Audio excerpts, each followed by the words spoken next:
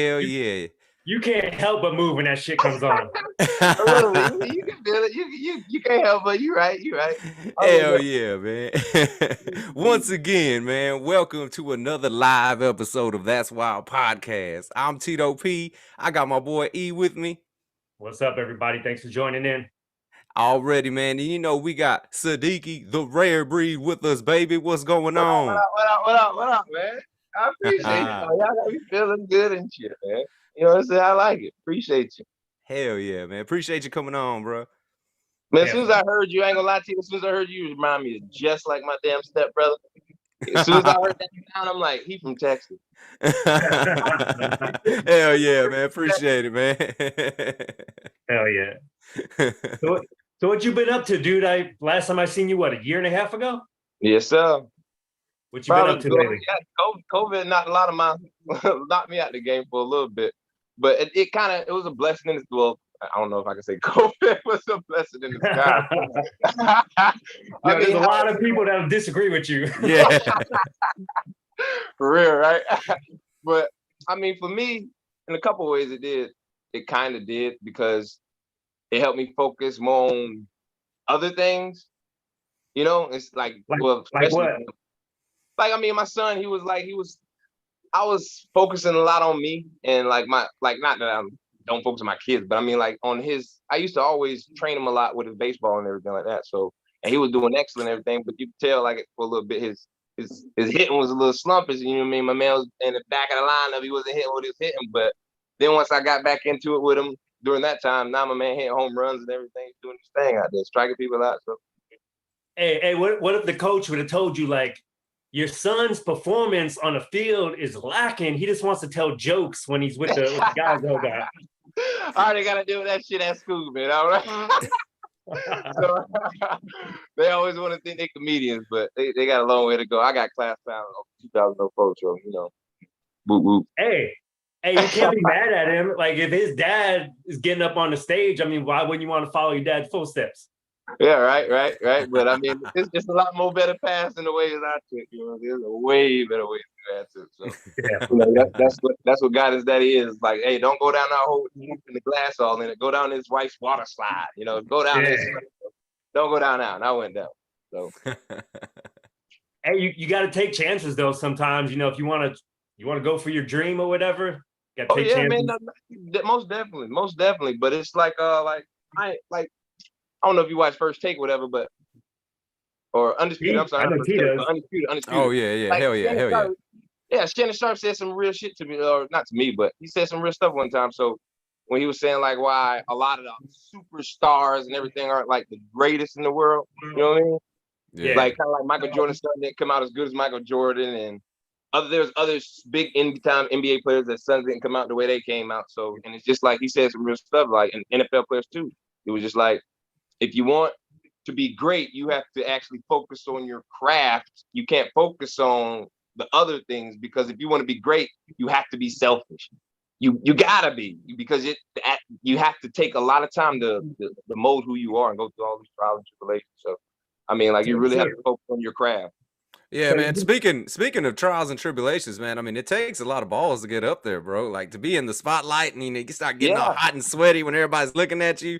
You know, God damn, bro. Like that's an anxiety attack on its own. Just walking up and getting on the stage. You ain't even talking it. It's just a walk to get on the stage. Well, I mean, like comedy in itself, like in dealing with that, and that's what I'm looking at now. Is like I'm cool. I like comedy. Comedy's great. Like it's what I've always lived on and been about. Like, but like I started off a long time ago trying to get it going, and then things didn't go the way I needed to go because then I was like, oh, okay, you need money to really actually go where you need to go to get to. And I was like, when I first started, I was living in my truck, so I was trying. You're spending more money to go do the comedy than you're actually getting paid for it. Exactly, and it's a grind in itself. Like I had to. I went up to St. Louis one time doing comedy, and I was with like some vets that were doing it for a long time, and they were hilarious. And some people were like still doing the grinding the work, living in there, going to that hotel at that place, and living in there, doing it at their car. You know what I mean? So people made their van is like their mobile place, and that's where they live, eat, sleep, and poop. Like they showed me the goddamn job. Like, but that's the hungriness it takes sometimes if that's what you want to do. They love it, they live it, and I mean I got mad respect for them. So and that just humbled me even more because I was in a situation and doing what I was being able to do in my spot. So I had to step back and go back. All right, let me put the mic down. Let me go get my career straight because I had kids too. So it was because I started back in like 2009 when I first started doing comedy and stuff. And then how old were you at 2009? Like 2000. I was like, oh no, well, it was like 2008, 2009. So I had to be like 20. Oh wow! All right.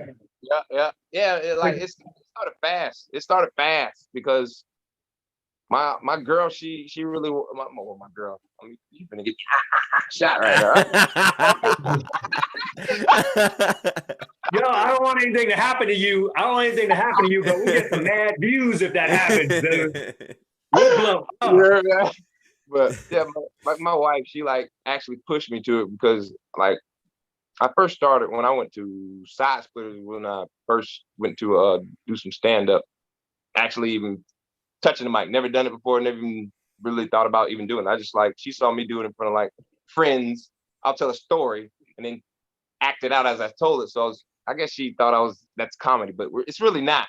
But not a stand-up comedy, but it helps you can do that in stand-up, but that's not what it's all about. So she just told me to do it one day when we was at this Chili's on Dale Mabry, and it had I guess it was something about open mic was up there, and so I went up there and did it. And I still got that on tape, and it was very fun because it was so raw, and people didn't think I was nervous, but I was nervous all outdoors, and you can tell how much I was moving on stage and everything. Yeah. But the manager liked it, and he said, "Hey, well, they're holding a contest. It was a Ralphie May contest, and and they're like, hey, well, come out to the contest, and whoever wins the contest gets to open up for Ralphie May or whatever." And he didn't know anything about me or anything like that. So yeah, the next time, my second time on stage, I won that contest, and then he was like, yeah, and then he was just like, oh man, you're pretty good. How long you been doing it? I was like, this is my second time. Damn. Bro, yesterday. I started yesterday. Yo, he probably didn't believe you either. He's like, get the hell out of here. No, and so like, yeah, and that's how it started. And like then I was pretty local. I wasn't like I just started going, I was famous and everything. It wasn't nothing like that. It's still a grind of work. You still don't get paid for shit. So it's you honing your craft. So it's a journey. Yo, what if Ralphie right there, like he was in a mood, he was, maybe he was drinking, and all of a sudden he's like, you know what? I'm gonna take you with me. You just come with me everywhere I go. Unfortunately, for that time, I didn't get to open up for Ralphie, but they gave me the opportunity. I can't remember exactly what happened. I don't know the managing or whatever happened like that. But since I won that contest, he was like, we'll let you choose for whatever celebrity we got coming up. Coming to Side Splitters, and then you can open up for them too. So I got to open up. Who'd you open up for? It was, I don't know if y'all remember her, but it was Thea Fidel. I heard her name. Why does it sound familiar? On that one movie, that one episode with Brandy was a little kid. I definitely heard of the name. Yeah, man. It rings bells, bro, like hardcore. She had some movies. She was one of them, like, she stayed in mostly typical, like, black environment, like, entertainment. So it was like, not saying I ain't watched black stuff. Nah. I know if I see it, it's gonna. I'm be like, oh shit, that's who he's talking about. Definitely. I know. I just gotta see the face. You know what I mean? So, but yeah, chilling with her, she was hilarious. She was very funny, and that was just being in their presence was like motivating in itself. So, and actually, the coolest part is actually getting to hang out afterwards and actually getting to shoot the shit with them and talk to them because some of them are real. I mean, and some of them won't talk to you, but most of the time they'll talk to you and be real about it. She told me some but I ain't saying it on YouTube. Nah, that's cool. Yo, text her right now. See if she'll hop on this podcast. Shit, that was, like I said, that was back when I was legit, man. So you sweetie. So your first stand-up, you did good? You didn't bomb? No, no, man. It was. I don't know. Like I said, I've always been the type of comedian. Like if I can get on stage and I can get that first 5 seconds of laughter out of you, which is usually pretty good. I mean, I feel comfortable with you. When I'm comfortable, I can be real. And when I'm real, you know what I mean? When I'm real, go ahead. You said something earlier about your girl saying that, you tell good stories, and you said, there's more to comedy than that. But I remember seeing you on stage the first time, and basically what you were doing, you were telling stories, and it worked. Like, you were definitely it worked. So your girl had it right. Yeah. I mean, because I've tried to do the whole thing where you try to talk about, like, I don't know, like on topic stuff, and how you, or you try to make up something off the top of your head that's really weird.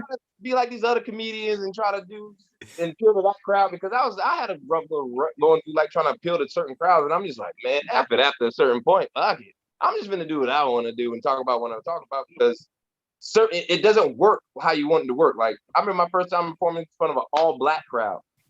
That was probably one of my most nervous times I've ever had, but it was probably one of my best performances, with like actually coming out and actually being comfortable, because I wasn't worried about, because like if I want to say what I want to say or be judged on, like, can I say I feel you.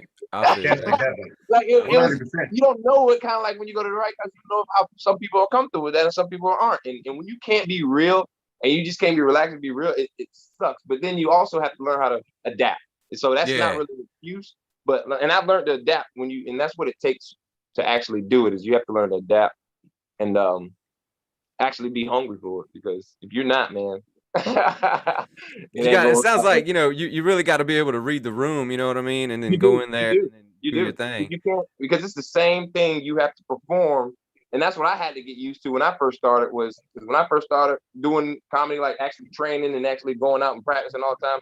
I used to back like 10 years ago, I used to go to that Side Splitters and train out there, and a lot of the bartenders and some of the other local comedians that was up there was just like, oh man, I like when Sadiki goes up, because every time he goes up, he'll do something different. And and then the other, like, not big wigs, but like the comedians that were like, my mentors, they were like, hey, that's great that you have that writing ability and that capability to do that, but don't just sit there and just keep doing new stuff every single time. You want to actually hone that craft and build on it, create more on top of that one, because then you can get longevity on it. Because I wasn't thinking that process. I just wanted to be funny every time I went on stage. That's what you want. But then you also kind of lose that realness, because now you got to figure out how to act it out. Not exactly like you did last time, but what did you say? What did you do? What was so appealing to that crowd that made them like that time? Because like I said, my first time doing my black crowd, I tried to do the same exact comedy I did with the second crowd. Did not work. Yeah, definitely. You gotta know that crowd. Exactly. I was like, never mind, I ain't gonna go there. Dude, go there. Yo, look at the name of the podcast. That's wild. That's wild, man. You can go there, bro. You can go there. It's cool. Got you. Appreciate you. No, because I brought that up. I brought that up because my man here, he didn't read the room first time he got up, and he told like the most raunchiest sex joke there was. But it's all in how you tell it. If you tell it too raunchy, it's gonna be too raunchy. If you just like that, like some people, it wasn't raunchy though. It's how he can do stuff. It's just because he can talk about homosexuality and people don't get offended, not to what he's saying, because he can tell it a certain way. And some people will scream bloody murder if you talk about that. So it's just like, I'm like, if you come to comedy, what the hell you worry about what they talk about? It's comedy. So you can hear pin drops after he said the joke. Yo, Sadiki, I went live on Twitter too, so there was like 1,500 people watching this, and I try to pull off it's super inappropriate joke. I'm not even going to get into it. Yeah, no. It involved a young kid basically giving himself a blowjob, but there's a whole story behind the whole thing, right? And I kept telling Tito like what I'm gonna do, but I never practiced it, because every time I try to practice it, man, it's so boring to try to go over the same joke. I was like, I need the beginning, the middle, and the end, and I just filled in. I got this, and I barreled through it. You know what? I barreled through it, but yo. Tito kept thinking I was lying. He thought I had a whole nother skit. He's like, there's no way you're going to get on stage and say that. And as soon as I went live on Twitter and I started it, he was like, T, what'd you say? I know he's not really gonna do that shit, man. I couldn't believe it, man. Hey, sometimes you gotta work with what you got. It's a lot of small men with small meats that gotta work with what they got. Okay, they know what they know what to do. All right, you gotta work with what you got. Tell them. Oh Yo, man, that shit was yo. hilarious. So you did good. Now, have you bombed before? Like really bombed? Yeah, bomb, man. Dude. I had a first opportunity working with this one guy, and I bombed like I've never bombed before, and I ain't never hear from him again. But I was. What am I worried about it? Was I stressing? Like, no, it was a charity event anyway, and it wasn't like. And that's the thing, when you go into comedy, you ain't gonna make money the way you think you're gonna make. It's a grind. It's a lot of volunteer work. I need to get my volunteer slip filled ASAP because I got plenty of hours for that. It seems like it's a lot of networking, man. Like a shitload of networking, man. And that's what it is. I mean, it's a lot of networking, but it's also some people feel like they're too big at some point that where they don't want to either talk to you, deal with you, or whatever. I don't know. I've always been a pretty open person. You talk to me, I talk to you. I'm a people person. I don't mind talking, and I'm never cocky or say I'm the best. I'm just humble to be happy. Y'all enjoy listening to me talk. That's hey, this is like therapeutic sometimes when you get on stage because I just talk about my past. A lot of people are like, man, you come up with some pretty clever stuff, or that was pretty cool how you came up with it. I'm like, and that was exactly how I lived it. Yeah, see, that was gonna be my next question. How you're writing, you honed in and you do it so quick. Like, what do you usually? What's your muse? You know what I mean? Most of the time is I'll have it like when I first started, it was mostly me. And then when I came back around for the second time to go around back at it again, I was on me, but I also looked at towards my family. Like, so I would just call my brother. Like, my brother's hilarious too. Just he's stupid. So, so I would call him on the phone and just record our conversations, and I would just write comedy off of that, just off our conversations, and just what we talked about. And that's how I used to do it. Or I'll call my sister. My sister's another funny person. She's hilarious. So I sit there and call her, have a conversation with her. Well, what you think about this? And I just record it, and I sit there afterwards and write down a comedy out of it. Oh, that's badass. Hell yeah, that's dope. T, how many times we've been on the phone for like an hour drinking, talking, and we're like, man, we should have recorded. We literally did we're laughing our ass off for an hour, just killing it.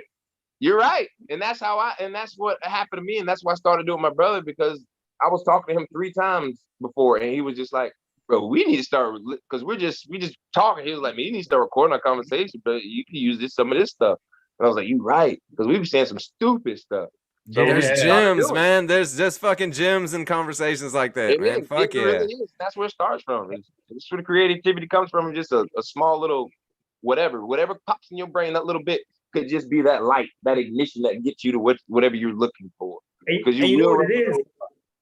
You know what it is too. You're talking to somebody you're really comfortable with, so you can be yourself. And if you say something stupid, you don't have no ill will. You don't mean anything. So you just popping off naturally.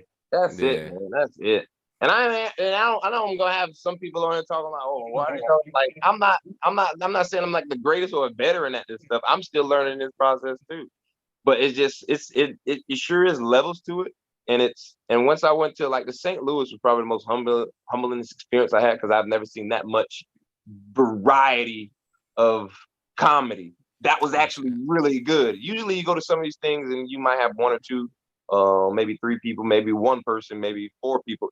But I seen like 18 to 20 females, men, black, white, whatever, nerdy looking, not nerdy looking. Like one of the guys that you look at him, you be like, man, this cat ain't gonna win. But he won, and he deserved it. The way his writing technique and how he did it, and he was awesome. His name was Ryan Goodson, I think it was. I don't want to mispronounce his name, but he was dope, and he was amazing. So I mean, just going from that experience, it was humbling, because some people are like, oh, how long have you been back at it? I only just been back at it 3 years, but I had the experience to go out there and get invited to do that. Yeah. So it was, and people was out there for like 12, 15, and 3 years. They're like, hey man, you're doing good. And I got some people, some opportunities out there too, speaking with some people. So, I mean, it was just a humbling experience and it is a networking thing. It is definitely a networking 100%. thing. Hell yeah, man. I think everything in life's a network. I mean, Pretty much. Life, you can get like basically, if somebody, let's say in a normal job, you kind of know somebody, they get you a job. That's networking. Life, everything is networking, basically. Yeah, I mean, and for some people that don't networking is basically being social. They just put a new name. I don't have that kind of computer asshole. Like, what are you talking about network? Like, no, you got to talk with people. Like, seriously, you just go to these things, you talk with people, and you be like, oh, I like that too. Okay, you're going there. Oh, might need a ride. All right, cool. And that's another thing is you gotta be willing to be sacrifice. Like, you gotta sacrifice certain things. You gotta be willing to talk.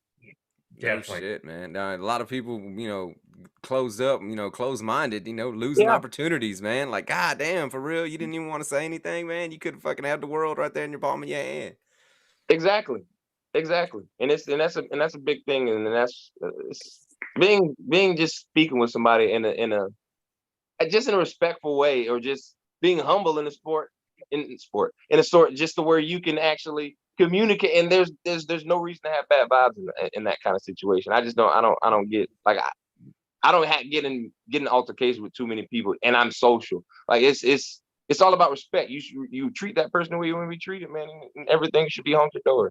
Oh yeah, man. Hell yeah. I don't get why you should be afraid to speak. Like, hey man, I like your stuff, or hey, I like your stuff, or blase blase. Let's mingle. Let's do something. Yeah, let's chop it up, man. Hell yeah. Let's chop it up on a podcast. Yeah. that's like our whole fucking vibe is on this podcast, man. Like, hey man, shit, you can talk. Well, let's chop it up on the podcast, man. Hell yeah. It, man. That's it. I don't mind. I damn good. What else y'all want to talk about? Yo, there's been a few guests that's been on.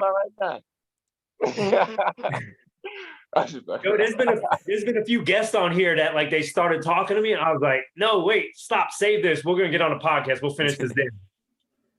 Right? Hell yeah, man. Hey, so let me ask you, what's the biggest crowd you performed for? The biggest crowd I performed for? I wish I was in the thousands, but I'll be lying. So I mean, like, maybe like 100 people. Oh, okay. 100, shit, that's not bad. That's not bad. No, nope. I mean, I don't really. Did you bomb in front of 100 people? Huh? Did you have a bomb in front of 100 people? No, I haven't had the fortune of bombing in front of 100 people. Woo, but that's gotta be bad. I feel like it's worse when you bomb in front of just 5 or 7, because they might come talk to you afterwards. That's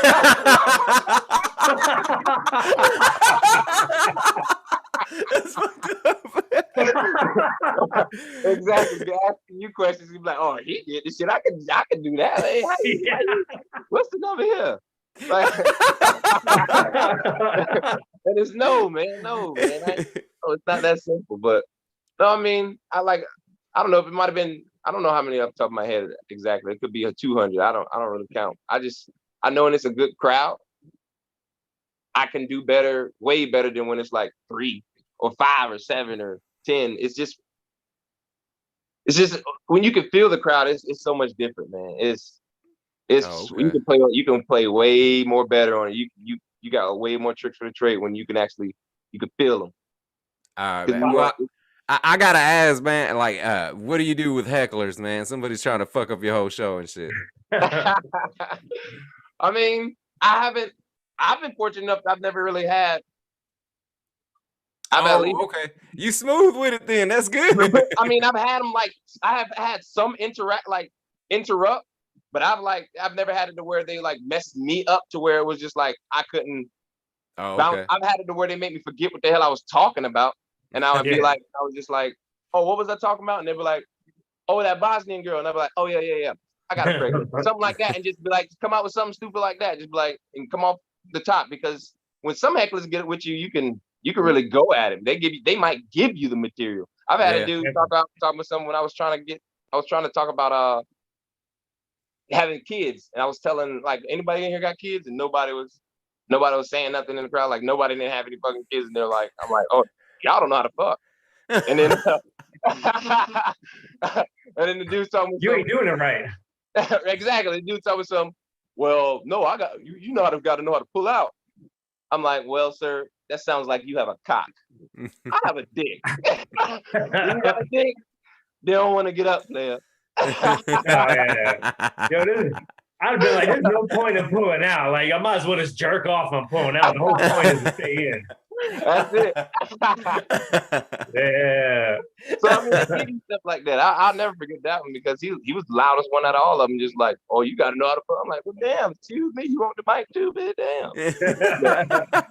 Throw the mic in the stands. There you go. But I mean, it's all good. It's all on how you can react to it. Some people can't react to that kind of like off the top, if something hits you that quick. But I mean, that's how I do a lot of things. Is I'll watch myself, and then as I watch I'll listen to myself, and I'm like, oh, I got something for that now too. So it's just like you can build on yourself when you can. Hearing it.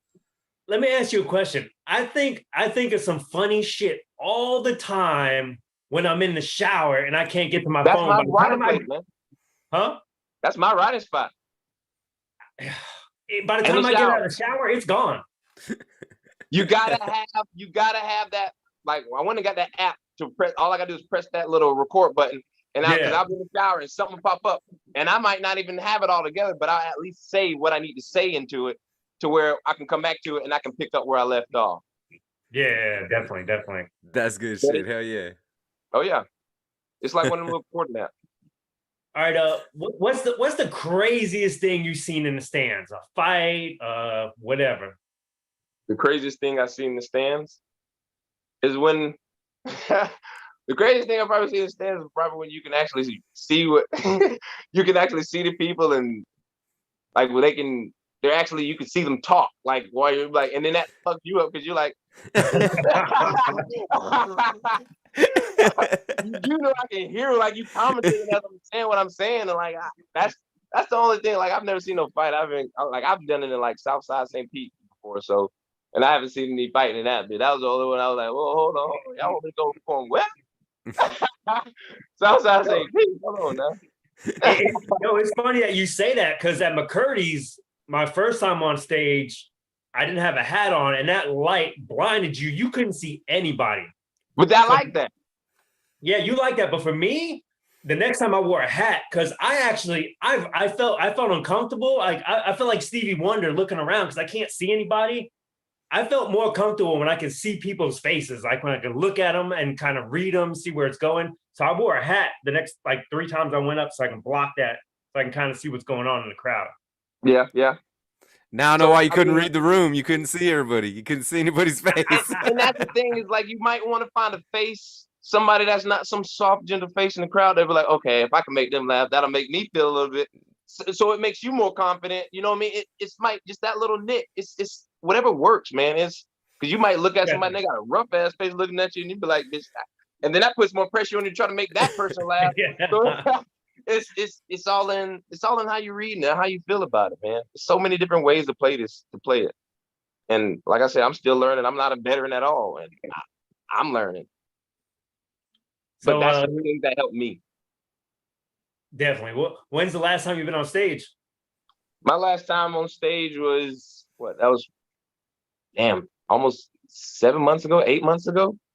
Oh, that ain't too bad, man. Nah, fuck, dude. This whole COVID shit, man. Fucked everybody's shit up, man. That's what really put a halt, like it put a stomp on everything. Because I had travel plans, actually, because I was linked up with a lot of guys over in when I went over to St. Louis, and I got, like I said, networking. And so a lot of guys over, like I was talking to a guy in California that wanted to link up and do some stuff together, and have me out there. And I talked to another guy in Indiana that was talking to me about doing some stuff out there with him. So it and all that junk just there. So yeah. But it was a blessing in disguise, like I said, because it helped me out family-wise. You know, you got to spend more time with family, and it helped in many ways.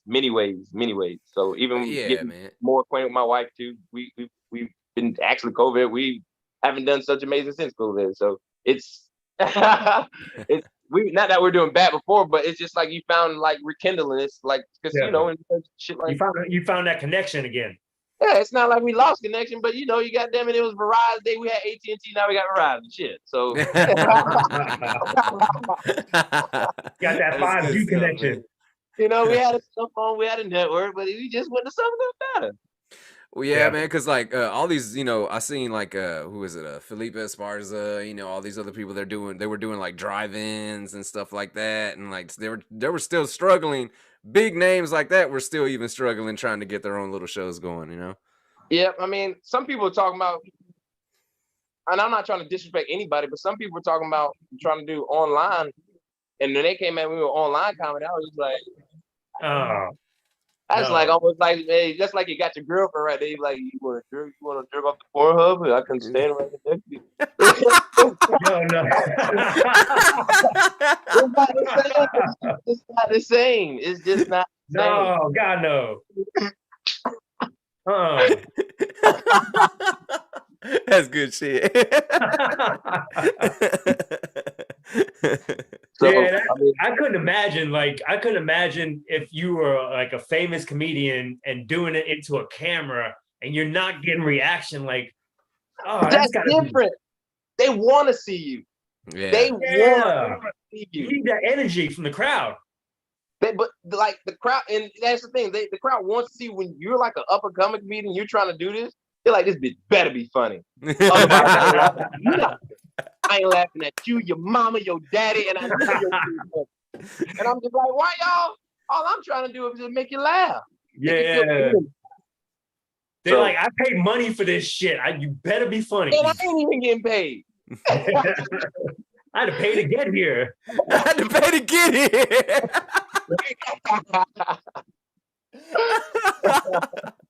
God damn. Yo, I will say though, that first time I got on the stage and I bombed, it was the most uncomfortable thing I have felt. That 5 minutes was like, oh my God. It was like, I swear to God, I never felt something that uncomfortable in my life. Yeah, when you get crickets, like when you get crickets and all you hear is creak, creak. Yeah. Like, man, come on, man. Y'all stop playing, man. Y'all stop playing. You know I'm a little funny. Come on. Come on, man. All right, let me go to the next one. You hear creak, creak, creak. Like, hey, man, come here and get this mic, man. They all get this shit the fuck away from me, man. Man, your mic is broken. That's why I'm not funny. You already know what the fuck I'm gonna do. God damn it. That's it. But I mean, sometimes you don't get a laugh at the beginning. I've had it where I didn't make them laugh for the first minute, and then you not making them laugh, you come up with something inquisitive for them not laughing, or something just hits you, and then you got the crowd. Now they feel more comfortable with you. I give a little, and then you can reel them back in with something else. Then just playing with them. So like I said, you can't give up. That's one thing. You can't get frustrated when you're not getting laughs. Once you get to a point where they're like, all right, they're not laughing at me. Just do your set, do your thing, whatever. Especially if you got paid. You already got paid anyway. So just do what you do and just get out of there. Give them their hour and hey, have a nice day. Go, hey, buy another ticket. I almost feel you want to give them your best. I mean, of course. I almost feel like too, if the comics are really bad, people are going to drink more because the comic ain't even really doing nothing. So that kind of helps the alcohol sales. Maybe. Yeah. I mean, drinking does come along with comedy. I mean, it helps. I will say that. I ain't never gonna say no. We were gonna have a dry comedy bar tonight. Oh God, that's worse than a dry wedding. Right. No, we're not. No. I'm not gonna get back. I'm not gonna get back on stage until weed is completely legal. So when everybody's high, they're gonna laugh no matter what I say. You stupid. Like weed. I mean, it's for some people. I mean, I don't know. I don't partake myself, but I mean, for some people. It helps. You know, why you keep winking at me when you said that? No, man, I'm good. I have my young kids. Well, that's good, man. Hell yeah, man. Shit. I mean, I ain't hating on anybody that do. I don't give a damn. I don't give a damn what you do. 100%. As long as you don't affect my life, I don't care what you do. That's it, man. Live your life. As long as you ain't doing nothing crazy, live your life. That's it. That's all we're trying to do. Like Fred there say, you live your life, you learn it when you're through. Who said that? Fred Durst. Fred Durst. I thought you were gonna say I did it all for the nookie. Shut the hell up. God damn, man. yo, T, hit Sadiki with that sneaker question. Hey, man. Sneaker question. Blaze of Glory, last day on earth. What sneakers you wearing? I'm rocking the KGs, man. I'm rocking KGs all day. What number? I can tell you the year, but I can't tell you the exact name. But they are AND1s. Oh, nice. Okay. Nice. They had a little chameleon flip flop on them. That was my babies. Then I like the ones that was all black and silver. I think that was like 2004, 2003. But yeah, KG all day, man. Man, nice. You remember them old school Barclays, man? Those were badass. Yeah, man. My sister, I used to try to steal my sister's shoes all the time because that was her favorite player. Was Charles Barkley. Man, she had those things. Hell yeah. And I see how everybody bringing them back now. Everybody, I seen the Grippies, I seen the pennies, I seen the Airs, I'm like, they bringing them back. Yep, everything's coming back, man. Everything. It's like making full circle. Make up all the ones they missed out on. They know their parents damn sure ain't paid for it. Yeah, no shit. I wanted the Barclays, I couldn't get them. So did you actually wear your sister's sneakers? Nah, hell no. I couldn't fit them at the time. That's what I was gonna say. Yeah, like what's the difference in size? No, I mean now, now I'm 6 years and a half, so it's totally different now. 13.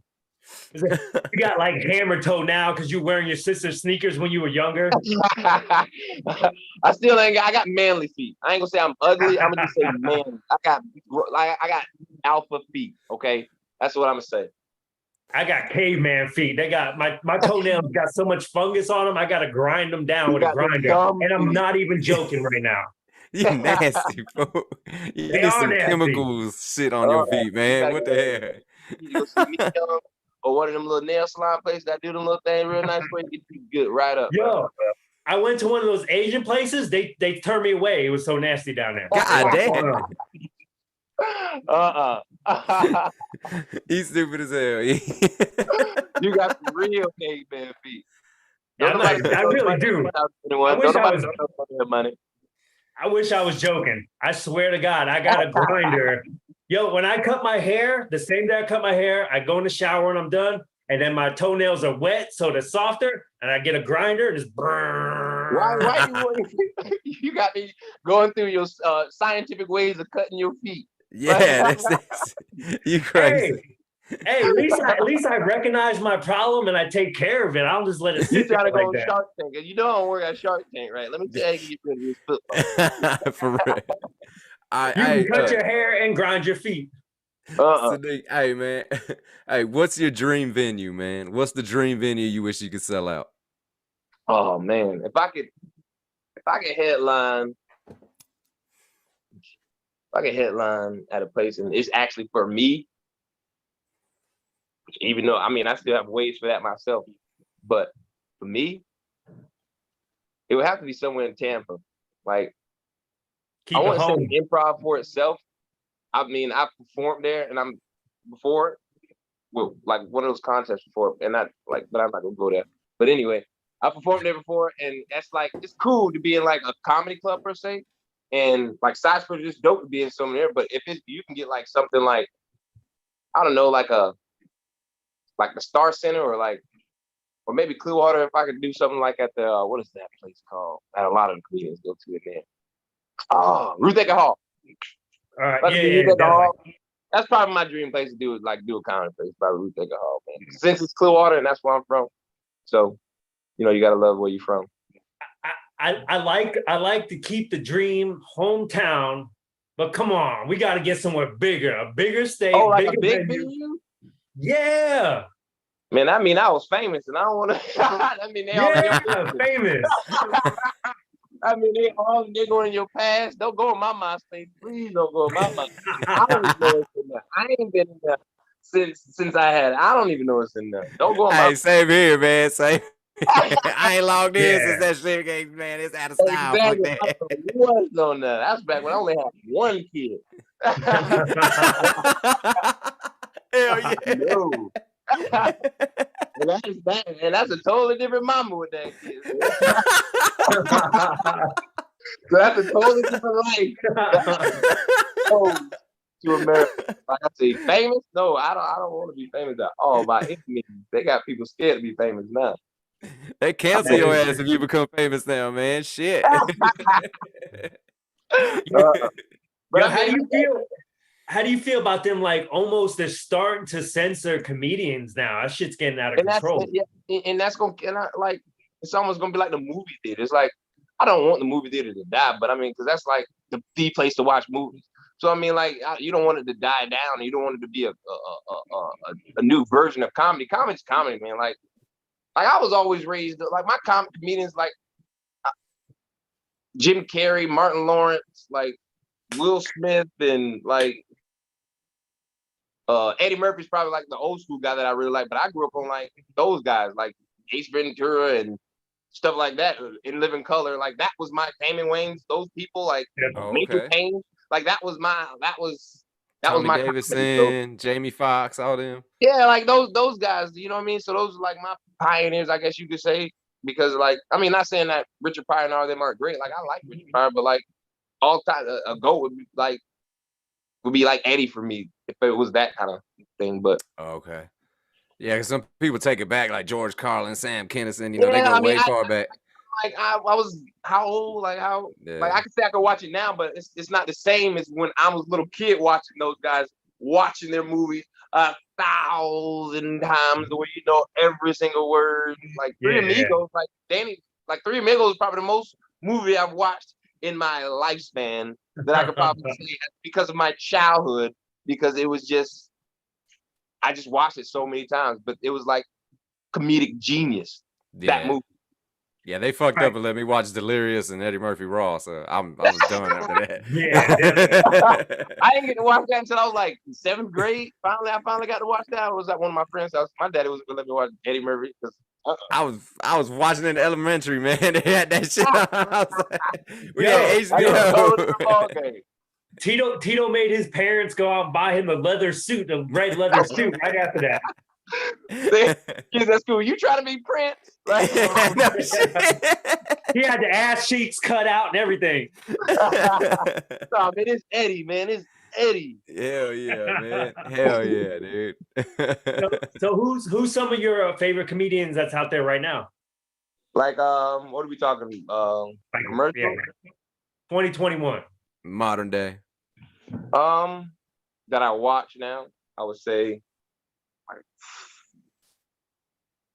Chappelle, of course. Like that's that guy's he's the new genius man in town. Like you gotta appreciate what he can do with you, especially since he's not censoring himself. He's doing him, and he just does him, and that's what's so great about him is he's always done him. It just took long enough for other people to realize it, because I was just like, how long was it going to take for this man to be like? If you watched him for a long time, you knew the man was a comedic genius. How he could pull off some stuff. But man. Yo, you know what I think the funniest thing about Chappelle is? What's that? How big this dude got, dude. He is now. Back in the day, he's like a crackhead. All the skinny brothers hope. He gave all the skinny brothers hope. I'm like, that's what I'm gonna look like when I get out. I appreciate you, my man. We've been the same since I've known you. We was the same. Yeah, nah, he's not giving me hope. Shit. I'm gonna be skinny. I try to get big. I can't get big. I did for a little. Well, I didn't get big, but I gained weight. I got to 202, and then COVID locked down all the gyms and. Yeah, so that sucks. I mean, I didn't work out at all no more. So, and I'm the opposite. If I don't work out, I lose weight. Oh yeah, 100%. That's how I am. My metabolism is so freaking fast. My doctor told me I got a metabolism of a 12-year-old. Damn, I wish I had a goddamn metabolism of a 12-year-old. Yeah, and I'm grown now. I mean, like, damn, slow down, damn. Well, I'm the same way. My metabolism is just like a crackhead. Exactly, man. I don't know. Like it's crazy, but I mean, like I'm not skinny. I ain't like skinny, but I'm like 182, so I'm good. But I'm not like where I was before. I was comfortable to take my shirt. Well, I'm still comfortable to take my shirt off. Not saying I'm in the pool, you know what I mean? Not in public. Damn, he about to take his shirt I'm off. like, oh shit, he about to take his damn shirt off, man. Look, play the intro music again. There now, but y'all ain't paying. Y'all gotta be throwing dollars at the screen and everything. Look at this. Go start you an OnlyFans. Start taking your shirt off. Yeah, right. So I can be that like the chicken make $1 million in 6 hours. Hey, for a male to do that. All you gotta do is show your booty hole online. That's all you gotta do. Yo, say the word. I'll do it. $1 million, I will do it. I ain't even ashamed of it either. Yeah, damn.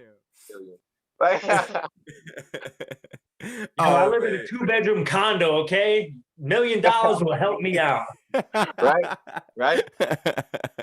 Yeah, damn, man. Shit, man. Hey, Sadiki, man, it was great having you on, bro. I appreciate you coming on, man. Hey, I appreciate you guys having me, man. I'm like, what? Hey, I'm down. We'll do this again, dude. Definitely. Oh, yeah, definitely. Hell yeah, man. Hell yeah. Hey, you're welcome back anytime, bro. Appreciate it, man. It was fucking dope chopping it up with you, man. I appreciate that, sir. All right, man. You have a good night. Hey, y'all already, man. Already, man. Later. I forgot how to take me, bro. Do I look like you back? Nah, you good, bro. You good.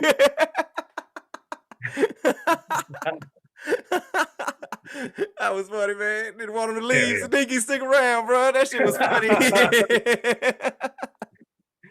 You niggas want to jump off. We had to kick him out. Yeah, another one in the books, man. You already know what it is. That's my podcast. Appreciate you tuning in to the live stream, man. You already know. Throw the fam, Network Familiar, baby. Hey, man, check them all out. The links are up there, man. Hit them up.